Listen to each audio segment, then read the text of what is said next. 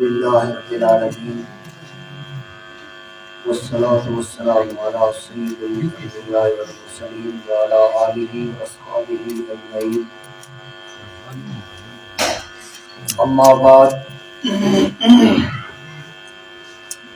فأعوذ بالله من الشيطان الرجيم. بسم الله الرحمن الرحيم. وإذ قال موسى لقومه إن الله يأمركم أن تذبحوا بقرة قالوا أتتخذنا هزوا قال أعوذ بالله أن أكون من الجاهلين. قالوا ادع لنا ربك يبين لنا ما هي قال إنه يقول إنها بقرة لا فارض ولا بكر عوان بين ذلك فافعلوا ما تؤمرون. قالوا ادع لنا ربك يبين لنا ما لونها قال إنه يقول إنها بقرة صفراء فاقع لونها تسر الناظرين. قالوا ادع لنا ربك يبين لنا ما هي إن البقرة شابه علينا وإنا إن شاء الله لمهتدون. قال إنه يقول إنها بقرة لا ذلول تثير الأرض ولا تسقي الحرث مسلمة لا شية فيها قالوا الآن جئت بالحق فذبحوها وما كادوا يفعلون. صدق الله مولانا العظيم وصدق رسوله النبي الكريم. إن الله وملائكته يصلون على النبي يا أيها الذين آمنوا صلوا عليه وسلموا تسليما. اللهم صل على سيدنا ومولانا محمد وعلى آل سيدنا ومولانا محمد وبارك وسلم. الصلاة والسلام عليك يا سيدي يا رسول الله وعلى آلك وأصحابك يا حبيب الله والحبيب الذي ترجى شفاعته لكل هول من الأهوال مقتحم أكرم الخلق سواك عند حلول الحادث العمل. وإن من جودك الدنيا وذرتها ومن علومك علم اللوح والقلم. بلغ العلا بكماله كشف الدجى بجماله حسنت جميع خصاله صلوا عليه وآله. مولاي صل وسلم دائما أبدا على حبيبك خير الخلق كلهم وعلى آلہ وأصحابہ اجمعین. اور جبکہ حضرت موسیٰ علیہ السلام نے اپنی قوم سے فرمایا اللہ تعالیٰ تمہیں حکم دیتا ہے کہ ایک گائے ذبح کرو، تو وہ بولے کہ آپ ہمیں مسخرہ بناتے ہیں، آپ ہم سے مذاق کر رہے ہو. فرمایا خدا کی پناہ کہ میں جاہلوں سے ہو جاؤں. بولے اپنے رب سے دعا کیجئے کہ وہ ہمیں بتا دے گائے کیسی ہے. تو ارشاد فرمایا کہ اللہ تعالیٰ فرماتا ہے کہ وہ ایک ایسی گائے ہو جو نہ بوڑھی ہو نہ بالکل چھوٹی ہو، اس کے درمیان ہو. تو جو اللہ نے حکم دیا ہے تم وہ کرو. تو انہوں نے کہا کہ اپنے رب سے یہ دعا کیجئے کہ ہمیں یہ بتائے کہ اس گائے کا رنگ کیا ہے. تو آپ نے ارشاد فرمایا کہ اللہ تعالیٰ فرماتا ہے کہ وہ گائے پیلی رنگ کی جس کی رنگت بہت عمدہ ہو، دیکھنے والوں کو بہت بھائے، اچھی لگے. پھر انہوں نے کہا کہ اپنے رب سے دعا کیجیے، پوچھیے مزید گائے کی تفسیر، کیونکہ یہ گائے ہمارے اوپر متشابہ ہو گئی ہے، شبہ پڑ گیا ہے وہ کس قسم کی گائے ہے جو ہم نے ذبح کرنا ہے، اور اللہ چاہے تو ہم رحم پا جائیں گے۔ حضرت موسیٰ علیہ السلام نے فرمایا کہ اللہ تعالیٰ فرماتا ہے کہ وہ ایسی گائے ہے کہ جس سے خدمت نہیں لے جاتے، یعنی اس سے حال نہ چلایا گیا ہو، نہ کھیتی کو سیراب کیا گیا، بالکل بے عیب، جس میں کسی قسم کا کوئی داغ نہ ہو۔ تو پھر بولے کہ اب ٹھیک بات ہے، آپ نے مکمل ارشاد فرما دیا۔ اس کے بعد پھر انہوں نے اس کو ذبح کیا، حالانکہ ان کا ارادہ ذبح کرنے کا نہ تھا، جو بار بار سوال کرتے تھے۔ یہ مختصر ترجمہ عرض کیا۔ اب اس کی کچھ تفسیر آپ سماعت فرمائیں گے۔ بنی اسرائیل کے واقعات اور حالات چل رہے ہیں۔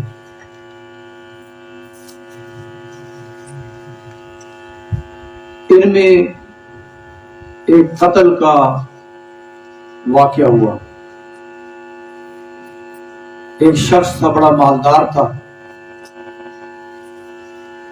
تو اس کے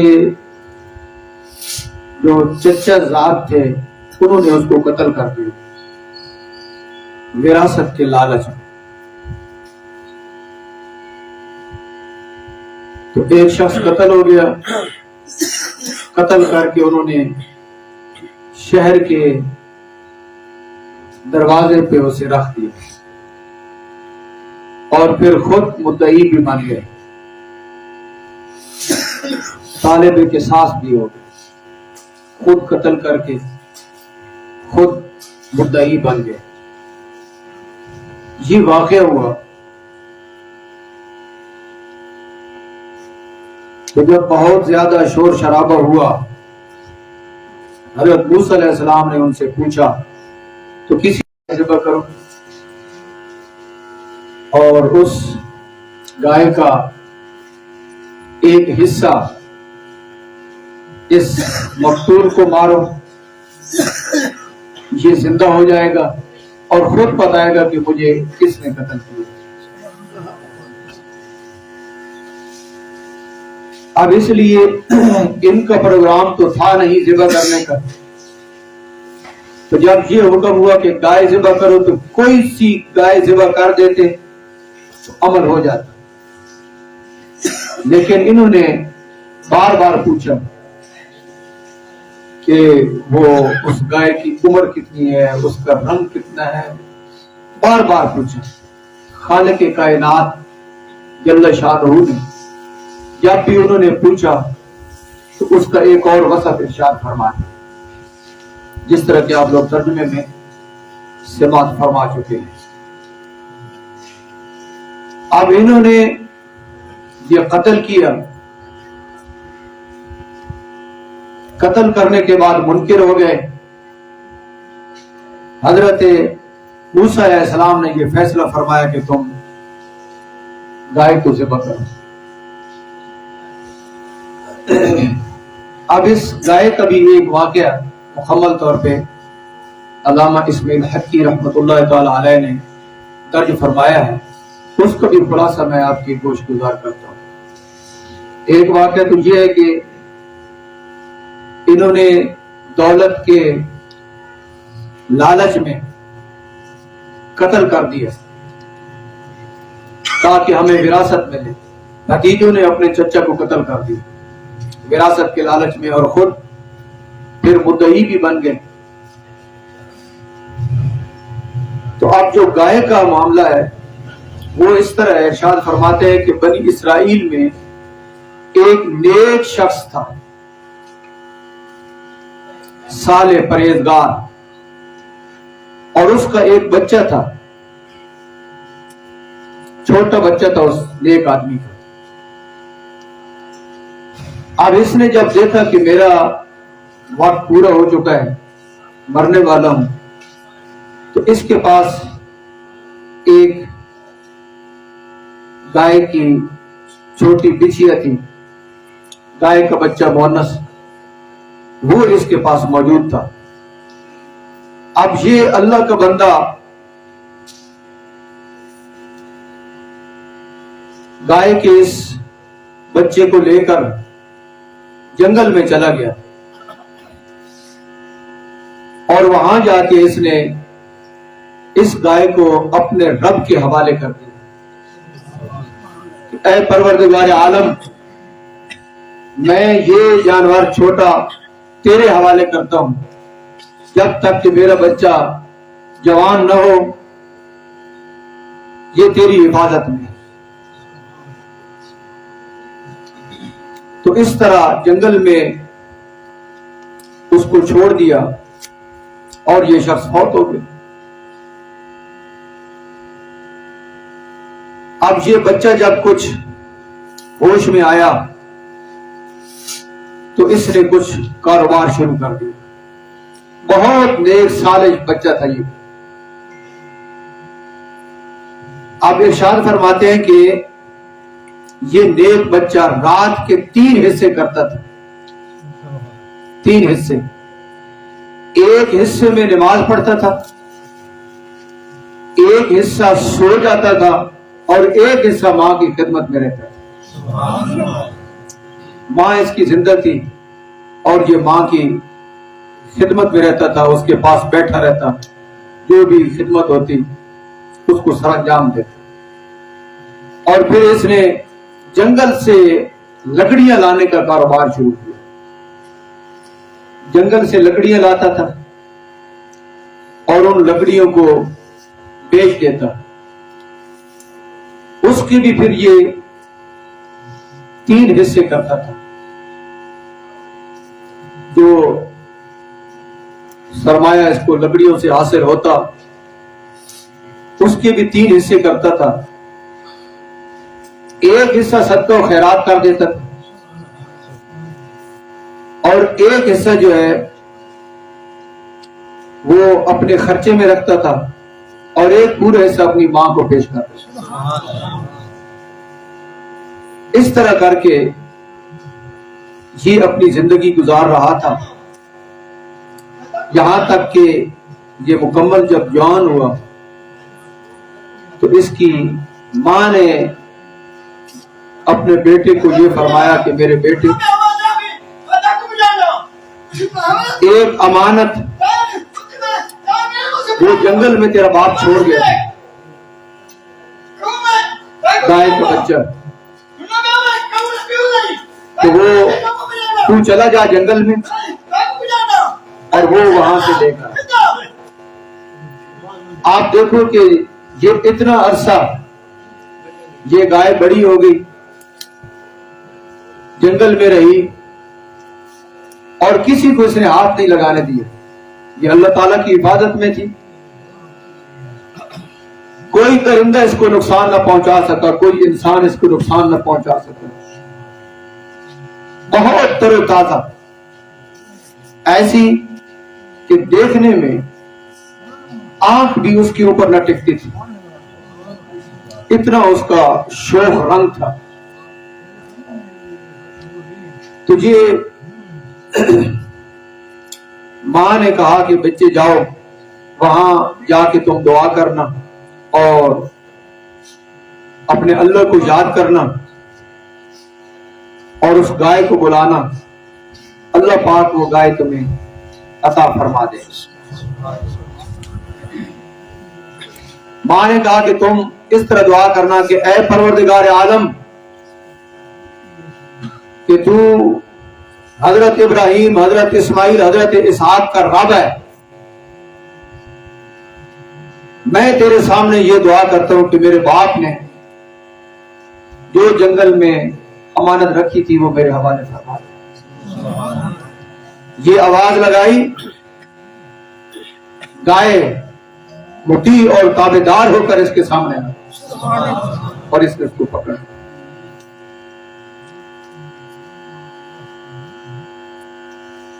گائے کو پکڑ لیا اور اب گائے نے اس کے ساتھ گفتگو شروع کر دی.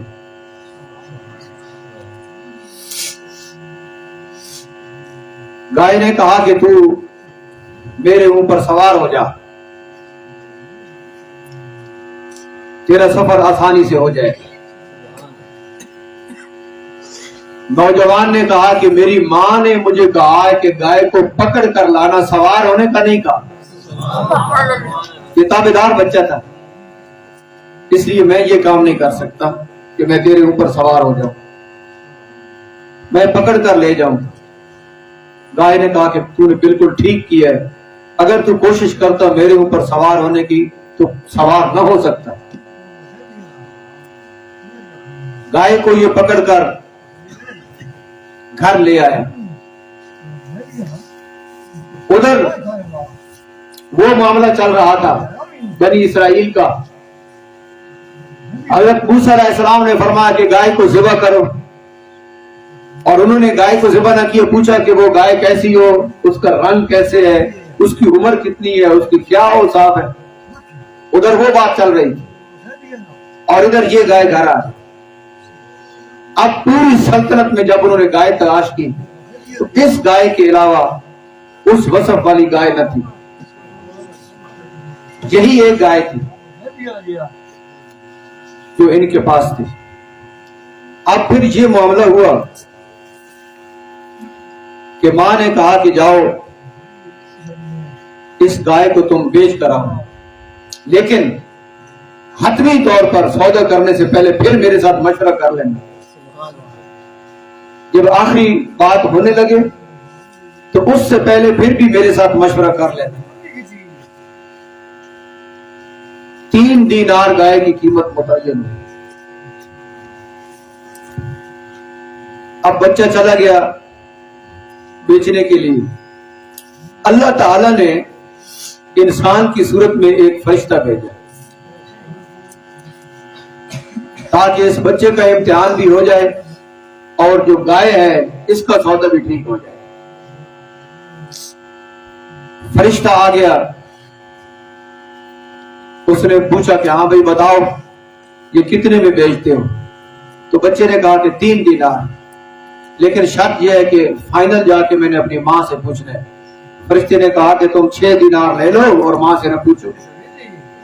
3 دینار تم نے قیمت متعین کی ہے تو 6 دینار لے لو اور ماں سے پوچھنے کی کیا ضرورت ہے، 3 دینار تو زیادہ ہو جائیں گی تو خود بخود وہ اس میں راضی ہو جائیں گے. اس نے کہا کہ نہیں، میں ایک دفعہ پوچھ کر آتا ہوں. اب بچہ چلا گیا، اس نے سارا ماجرا جا کے اپنی ماں کو بتایا اور خبر دی. ماں نے کہا کہ جاؤ 6 دینار میں ہی بیچو، لیکن پھر مجھ سے مشورہ جا کے میرے ساتھ مشورہ کرنا فائنل کرنے سے پہلے. اب یہ گیا اور اللہ تعالیٰ کی طرف سے فرشتہ پھر آ گیا، اور جب اس کا سودا ہوا 6 دینار میں تو فرشتے نے کہا کہ 12 دینار لے لو اور فائنل جہاں پر ہی کر لو، ماں سے نہ پوچھو. اس نے کہا کہ نہیں، یہ بات تو نہیں ہو سکتی. اگر یہ اتنے دینار میں 6 دینار میں سودا ہے تو ایک دفعہ میں پوچھ کے آتا ہوں ماں سے، پھر تو میں آ کے بتاؤں گا. ماں سمجھ گئی کہ یہ اللہ تعالیٰ کی طرف سے ہے. اس بار ماں نے کہا کہ جو تیرے ساتھ سودا کر رہا ہے نا، اس سے تو خود پوچھ کہ میں کیا سودا کروں. اب اس سے ہی پوچھ لے تو، فائنل اب وہی کرے گا. اس سے پوچھ جا کر کے وہ کیا فائنل ہے. بچہ جب پھر آیا سودا کرنے کے لیے، اور جب وہی فرشتہ انسان کی صورت میں آیا تو اس نے کہا کہ تم اس کی قیمت یہ متعین کرو کہ گائے کو ذبح کرو، اور گائے کو ذبح کرنے کے بعد جو اس کا چمڑا ہے اس کو سونے سے بھر دو، یہ اس کی قیمت ہے. کیوں کہ ادھر بنی اسرائیل ضد لگا رہے ہیں، وہ ذبح کرنے پہ آتے نہیں، پھر پوچھتے ہیں کہ اے موسیٰ آپ نے اللہ سے پوچھو وہ گائے کیسی ہو، اس کا رنگ کیسا ہو، بار بار پوچھتے ہیں. تو ان کو جو گائے بتائی جا رہی ہے اس کے علاوہ اور किसी गाय में ये वसफ नहीं कि जो दरमियानी उम्र की हो, जिसने कोई काम भी न किया हो मालिक का, मालिक ने कोई काम उससे न लिया हो, और इतनी खूबसूरत गाय हो कि देखने में नजर उस पर न टिक सके, सिर्फ यही है। तो अब वो आ चुके हैं, इस गर्दाब में फंस चुके हैं, तुम ये बात करो, उनको ये कीमत चुकाना पड़ेगी। अब फिर ये हुआ कि इस बच्चे ने कहा कि ये कीमत है इसकी। जब वो लेने के लिए आए तो लामला फिर उन्होंने तो लेना था, उन्होंने गाय ली और वो जो कीमत मुतय्यन थी वो इसके हाथ में। ये इस गाय का वाकया है। अब जब ये गाय ज़िबा हुई, इसका टुकड़ा उठा के मकतूल को मारा गया। अल्लामा इस्माइल हक्की रहमहुल्लाह लिखते हैं कि हजरत मूसा अलैहिस्सलाम ने फरमाया कि तुम खुद ही मारो, क्यों कि अगर मैं मारूंगा तो फिर इनके ज़हन में जाएगा कि पता नहीं ये क्या है, जिस तरह की उनकी आदत थी, कोई इतराज कर देंगे। तो आपने इरशाद फरमाया कि खुद ही तुम गोश्त उठाओ और इसको मारो। जब मारा तो मकतूल उठ खड़ा हुआ, उसने कहा कि मेरा ये कातिल है, अपना कातिल बताकर फिर दोबारा पहुंचा। ये वाकया इसके अंदर गाय के हवाले से और उस नेक बंदे के हवाले से।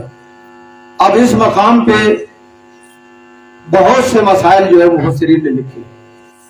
एक तो ये है कि खालिक कायनात जल्ल शानुहु की जात के ऊपर तवक्कुल, और जो अल्लाह के नेक बंदे हैं उनका मकाम और मर्तबा, कि तवक्कुल का ये आलम था कि गाय जंगल में, गाय का बच्चा जंगल में छोड़ दिया और ये अर्ज की परवरदिगार आलम ये तेरे हवाले है। उम्मत मुस्तफा के लिए भी इसमें बहुत बड़ा सबक है कि अगर उम्मत मुस्तफा अपने खालिक के ऊपर तवक्कुल करे, भरोसा करे, तो वो करीम परवरदिगार इनको भी कभी मारूम नहीं फरमाएगा।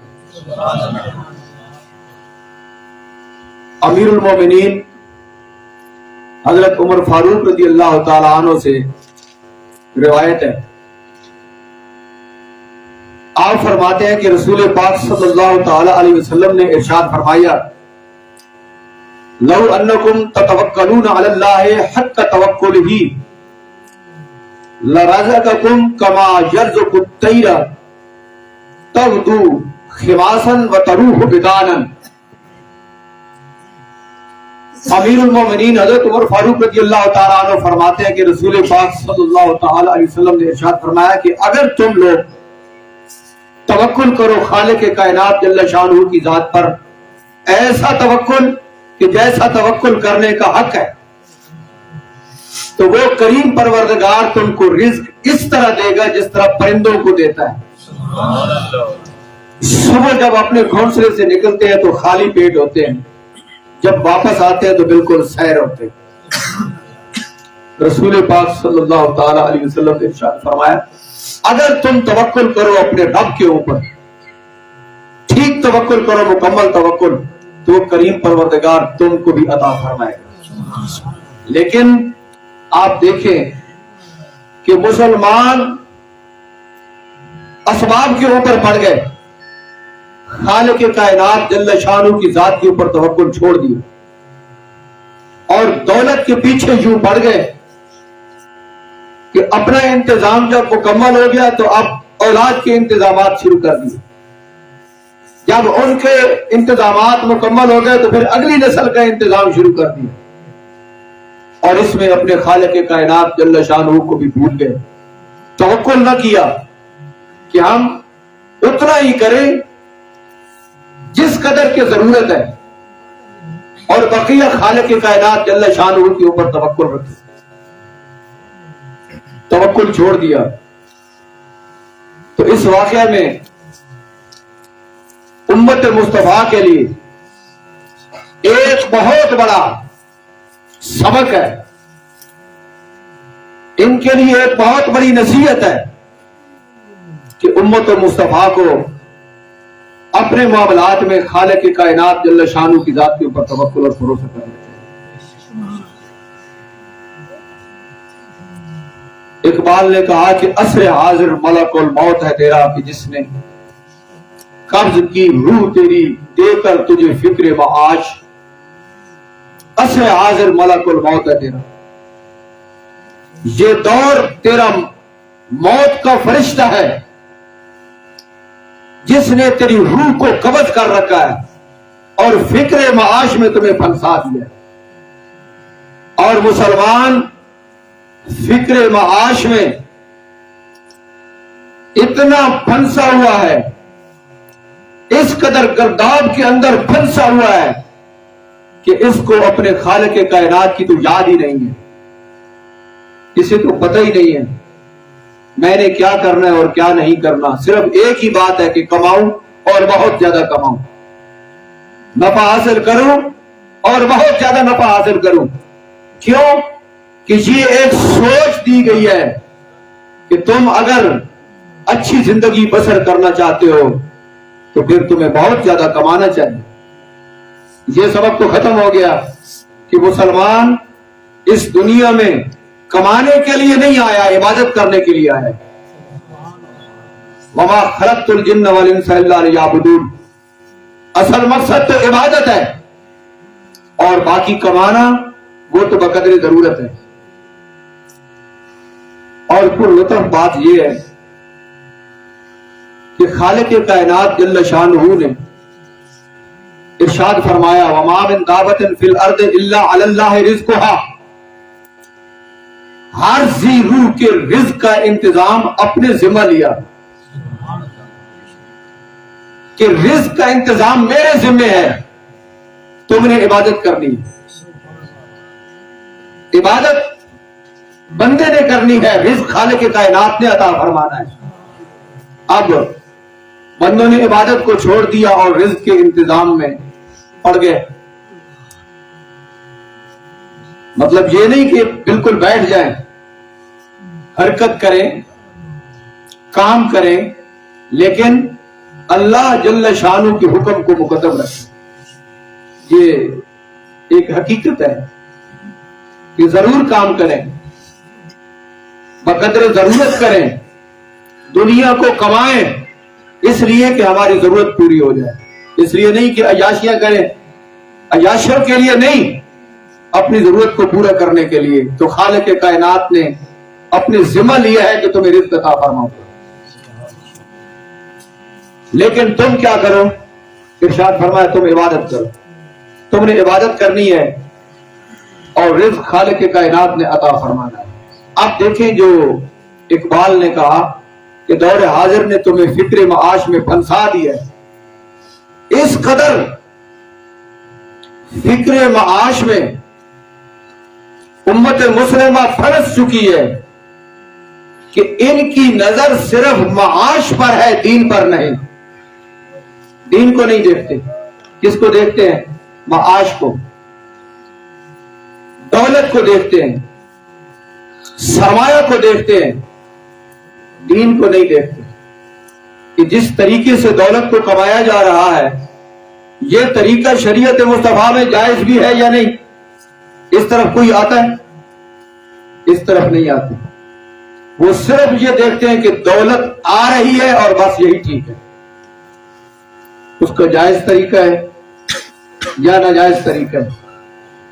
वो दौलत आ रही है और उसके ऊपर इसका ज़हन लगा हुआ ये है कि रूह जो है वो दौरे हाजिर ने बंदे मोमिन की कब्ज कर ली है। अब इसकी नजर सिर्फ मईशत पर है, माश पर है, दीन पर नहीं है। यही वजह है कि दीन कमजोर हो रहा है,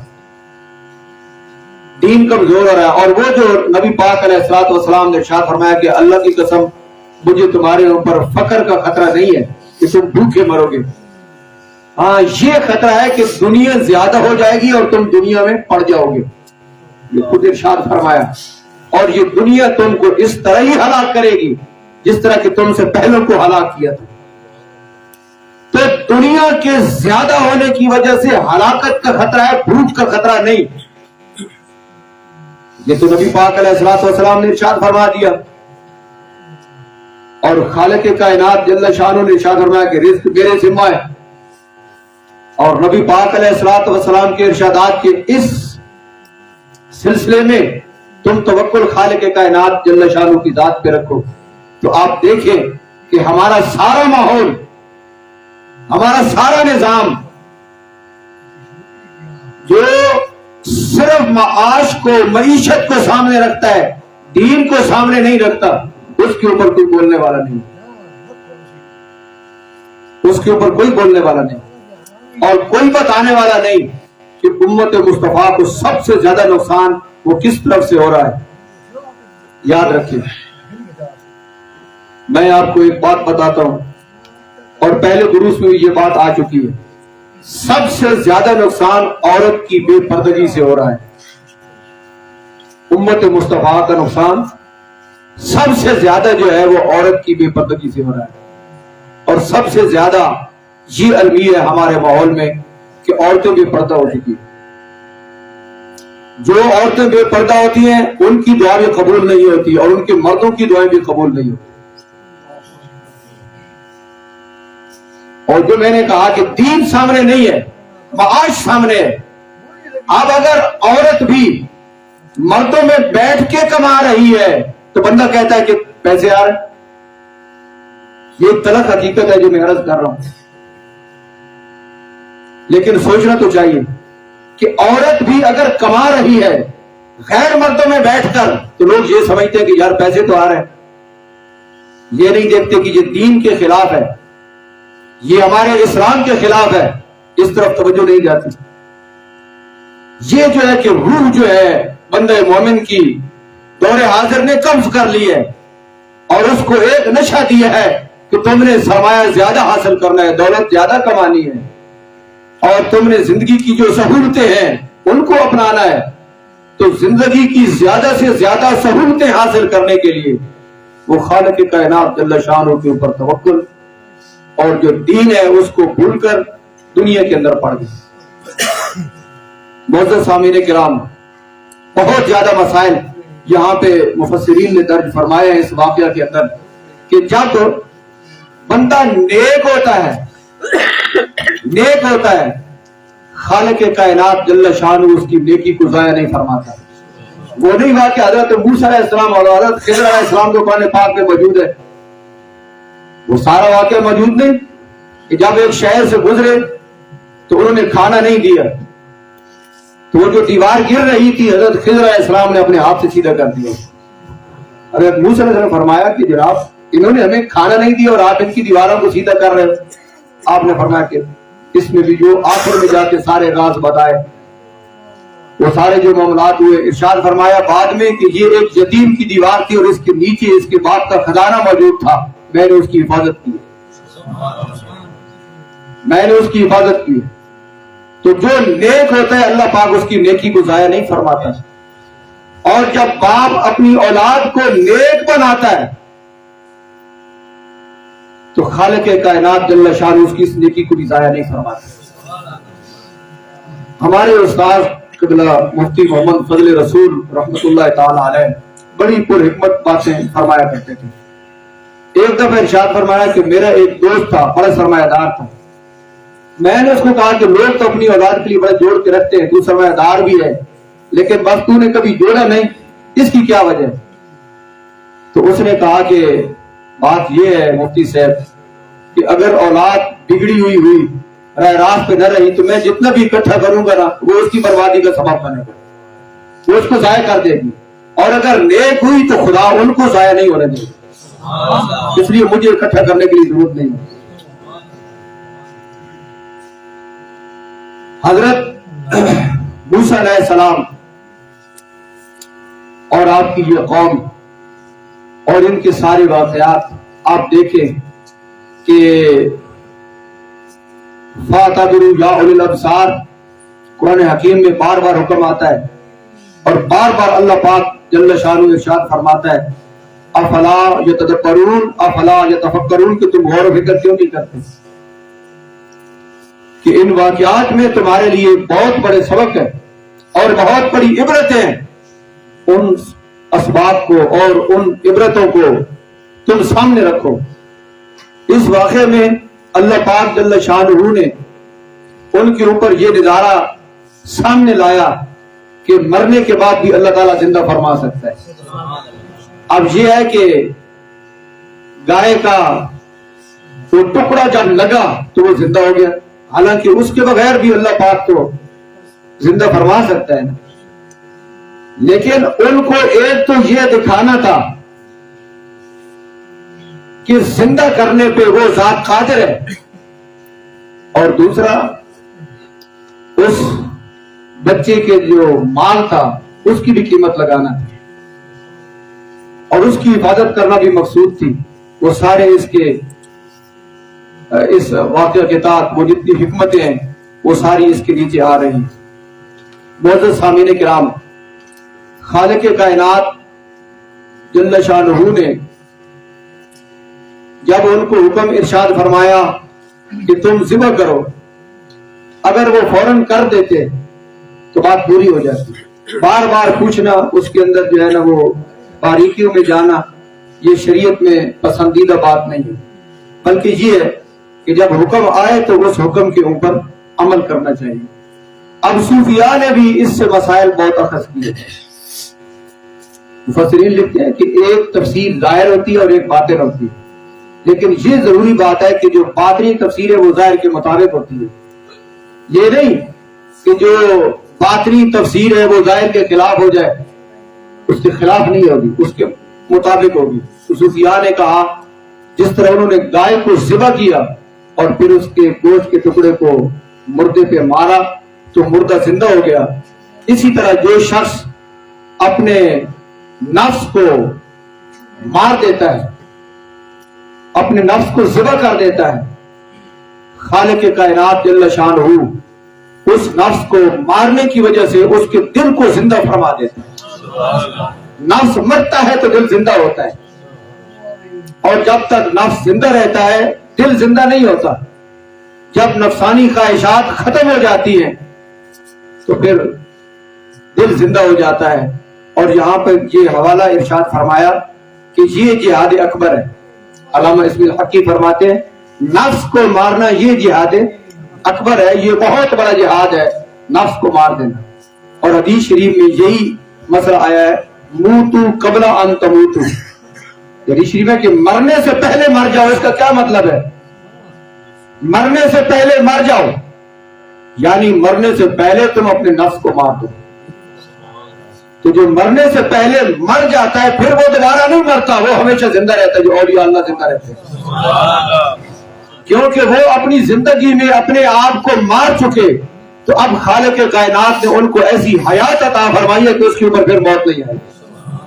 اب وہ ایک جہان سے دوسرے جہان میں تو جائیں گے لیکن مریں گے نہیں، ان کے فیوزات اور برکات جو ہے وہ جاری اور ساری رہے گی۔ تو نبی پاک علیہ السلام نے ارشاد فرمایا جہاد سے واپسی پر یہ حوالہ نقل کیا علامہ اسماعیل حقی رحمہ اللہ نے کہ رجعنا من الجہاد الاصغر الى الجہاد الاکبر۔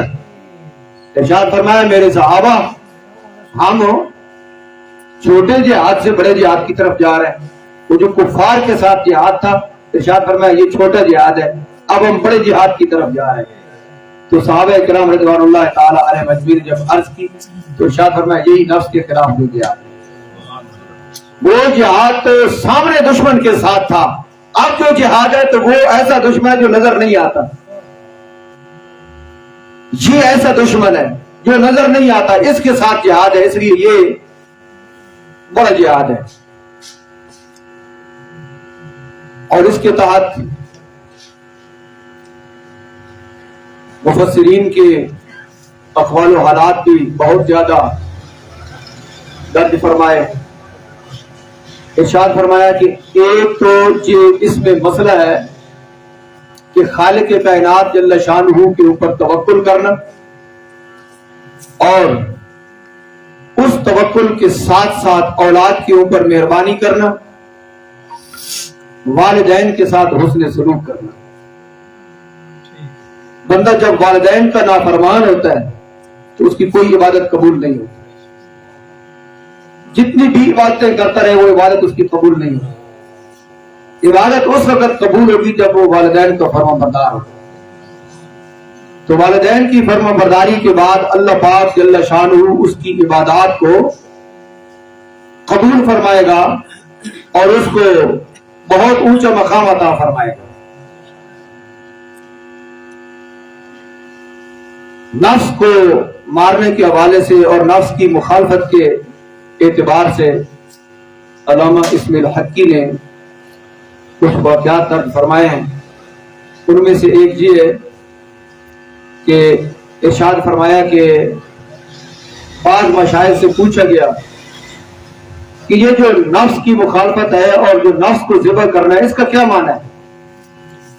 تو انہوں نے ارشاد فرمایا کہ اس کا معنی یہ ہے کہ نفس کی مخالفت کرنا۔ انسان کا نفس ہمیشہ انسان کو راہ راست سے ہٹاتا ہے، نماز سے روکتا ہے، اللہ کی راہ میں خرچ کرنے سے روکتا ہے، روزہ رکھنے سے روکتا ہے، ہر نیکی کے کام سے نفس انسان کو روکتا ہے۔ تو نفس کو مارنا کیا ہے کہ اس کی مخالفت کرنا، اس کی مخالفت کرنا۔ ہر وہ کام جو شریعت کے خلاف ہے نفس اس کی رغبت دیتا ہے، تو بندہ اس کی مخالفت کرے اور وہ کام کرے جس کا حکم شریعت مطہرہ کے اندر موجود ہے۔ جب اس طرح وہ بار بار نفس کی مخالفت کرتا رہے گا تو اسے کہتے ہیں نفس کو مارنا۔ بزرگوں نے فرمایا کہ نفس کی مخالفت کرنا اور اس کی خواہشات کو ختم کرنا۔ اب بزرگان دین کا اپنا مقام تھا، بڑا اونچا مقام تھا، وہ اپنے مقام کے مطابق انہوں نے عبادات کی، ریاضات کی اور نفس کی مخالفت کی۔ حضرت سری سدی کا ایک واقعہ لکھا ہے، فرماتے ہیں کہ حضرت سری سدی فرماتے ہیں کہ 30 سال سے میرا نفس ایک مطالبہ کر رہا ہے، 30 سال سے۔ کیا کہ میں اخروٹ کو شیرے کے اندر بھگو کر کھا لوں، اخروٹ کو شیرے کے اندر بھگو کے کھا لوں۔ 30 سال سے میرے اندر یہ خواہش ہے، میرا نفس میرا مطالبہ کر رہا ہے، 30 سال سے میں نے اس کی خواہش کو پورا نہیں کیا۔ حالانکہ جو حلال چیز ہے اس کو کھا لینے میں کوئی مسئلہ نہیں، لیکن ان ہستیوں کے اپنا مقام ہے کہ انہوں نے کہا کہ نہیں، ہم نے نفس کی مخالفت اس درجہ کرنی ہے کہ ہم نے یہ بھی نہیں کھانا۔ کیوں کہ کھایا جاتا ہے زندہ رہنے کے لیے، تو زندہ رہنے کے لیے کوئی اور چیز کھا لیں گے اس کی مخالفت کر کے، لیکن اس کی بات نہیں مانیں گے۔ کیوں؟ اگر یہ بات مان لی تو ممکن ہے پھر کوئی اور بات منوانا شروع کر دیں اس کی مخالفت۔ اور اسی طرح فرماتے ہیں کہ ایک شخص ہوا میں بیٹھا ہوا تھا، ہوا، خواہش کو عربی میں ہوا کہتے ہیں، اور ہوا کے آخر میں پھر حمزہ ہو تو یہ دوسری ہوا ہے، یہ جو فضا میں ہوا ہے یہ، اور ہوا کے آخر میں چھوٹی جی اوپر کھڑی زبر ہو تو اس ہوا کا معنی ہوتا ہے خواہش۔ تو ایک اللہ کا بندہ ہوا میں بیٹھا تھا، تو کسی شخص نے پوچھا کہ حضور تم ہوا میں بیٹھے ہو؟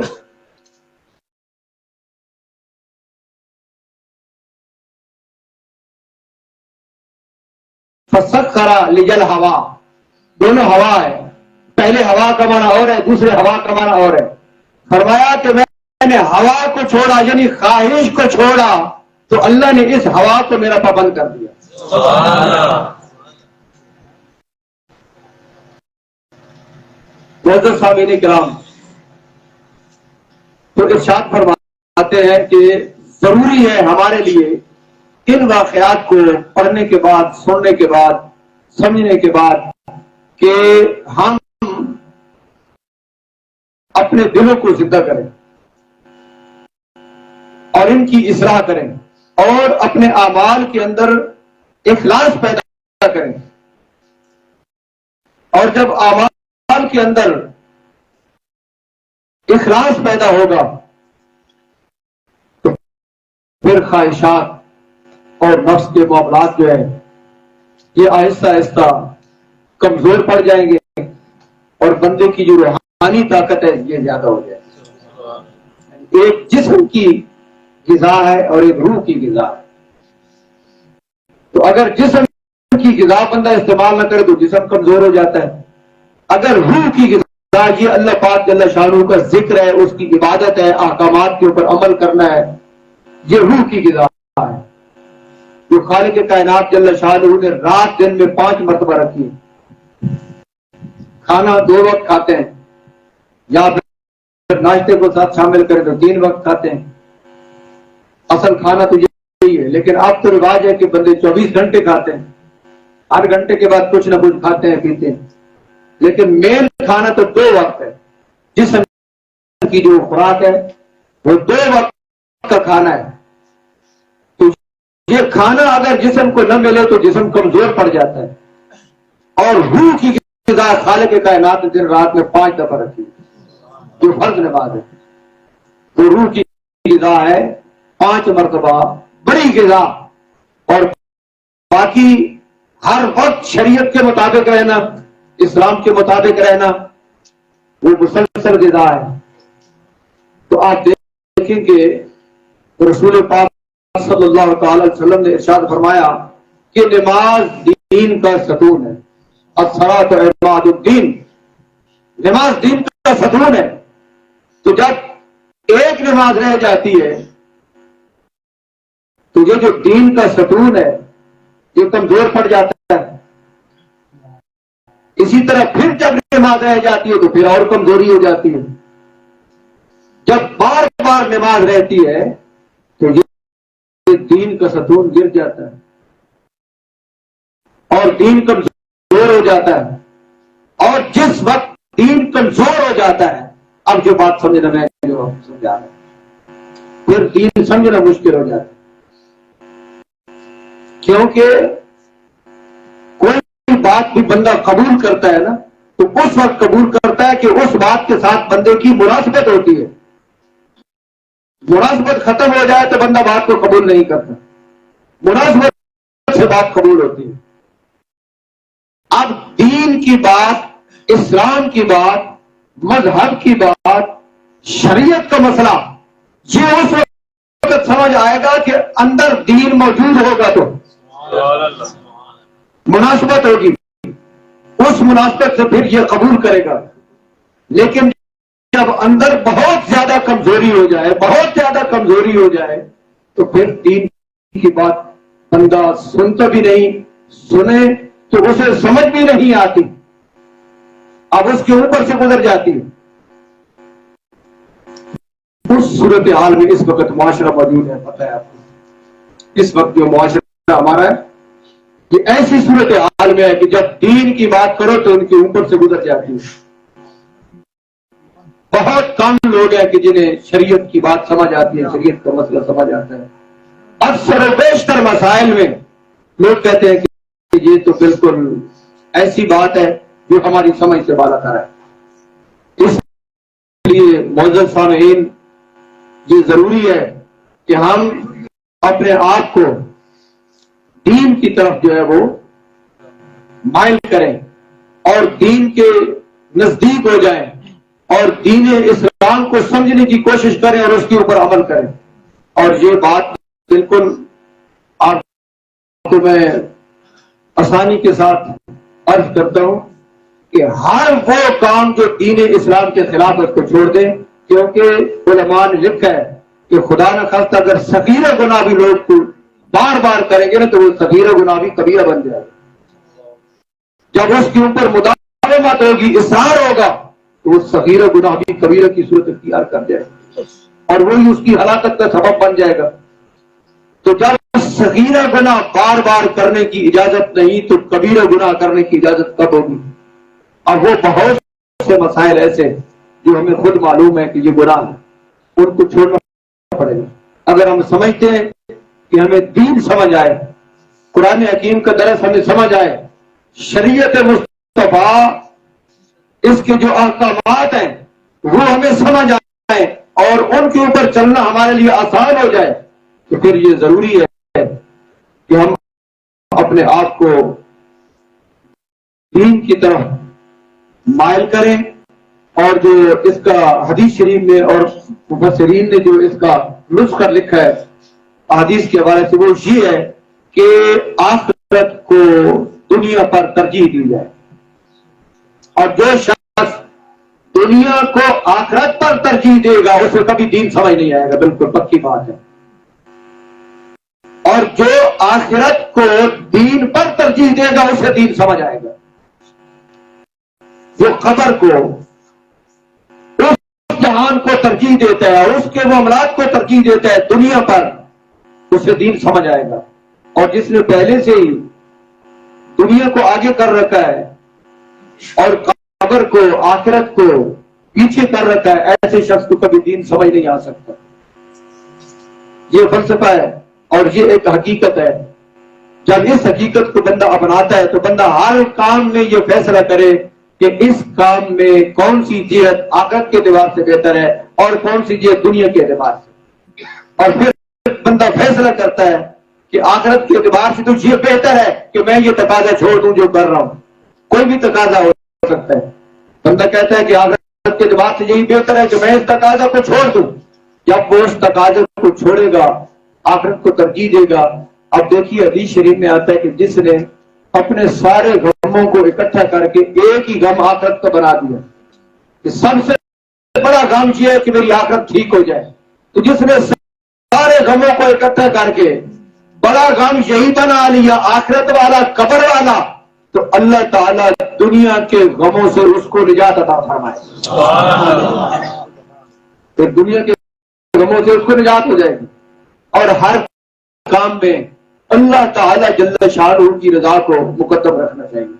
ایک مسئلہ ابھی پوری درس قرآن میں میرے ذہن میں میں نے بیان کیا اور وہ میں آپ کو عرض کرتا ہوں آخر میں کہ شریعت مطالعہ کے جتنے بھی احکامات ہیں اور مسائل ہیں ان میں بڑی درجہ بندی ہے. کوئی آسان ہے کوئی مشکل ہے. وہاں ایک شخص کا ذکر حدیث شریف میں ایک شخص کا ذکر آیا ہے کہ 7 شخصوں کا ذکر ہے کہ جن کو اللہ پاک جل شانہ قیامت والے دن اپنا سایہ عطا فرمائے گا جس دن کوئی سایہ نہیں ہوگا. ان میں سے ایک وہ شخص ہے کہ جس نے اللہ کی رضا کے لیے محبت کی اور اللہ کی رضا کے لیے عداوت کی. سبحان اللہ. جب کسی کو ملتا ہے تو مقصد اللہ کی رضا ہے اور جب کسی سے ہٹتا ہے تو پھر بھی اللہ کی رضا ہے. اور سب سے زیادہ اس دنیا میں جو مشکل کام ہے وہ یہ ہے. نماز اتنی مشکل نہیں, زکوٰۃ مشکل نہیں, حج اتنا مشکل نہیں, جہاد اتنا مشکل نہیں, آدھی رات کو اٹھ کر تہجد پڑھنا اتنا مشکل نہیں, اپنا سرمایہ سارا خرچ کر دینا اتنا مشکل نہیں جتنا یہ کام مشکل ہے کہ اللہ کی رضا کے لیے تعلق رکھنا اور اللہ کی رضا کے لیے تعلق کو چھوڑ دینا. یہ کوئی فقیر ہی کر سکتا ہے, عام بندہ نہیں کر سکتا. اللہ پاک جل شانہ عمل کی توفیق نصیب فرمائے. وآخر دعوانا